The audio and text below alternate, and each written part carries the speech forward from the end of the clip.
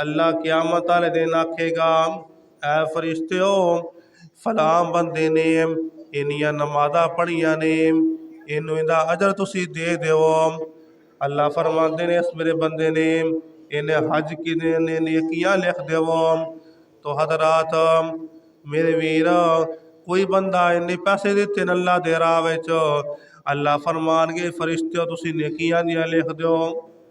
लेकिन जो मेरे वीर इस माह रमज़ान की वारी आएगी, इस माह रमज़ान दियां वारियां आनगियां, अल्लाह फरमाते ने अस्सौमु ली व अना अजज़ी बिही, इस बंदे ने रोज़ा मेरे वास्ते रखिया है, इंदा अजर मैं ही अता करांगा।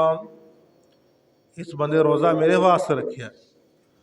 तो हजरात मेरे भी रोज़े का मकसद की होंदा है, ये माशाअल्लाह माह रमज़ान का महीना करीब करीब माशाअल्लाह।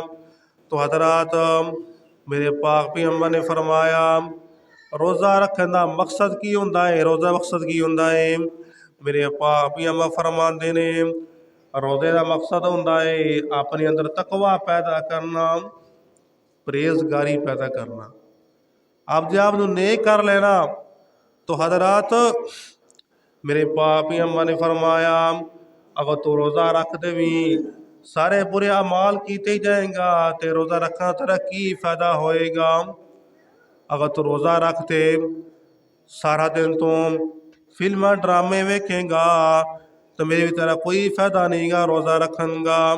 उस तो बाद फरमाया अगर तू रोज़ा रखते मेरे वीर गाने सुनेगा, अगर रोज़ा रखते तो चुगलियाँ करेगा, रोज़ा रखने के बावजूद सारे कम तू नाल करेगा मेरे वीर, ते रोज़े का कोई फ़ायदा नहीं होना ही।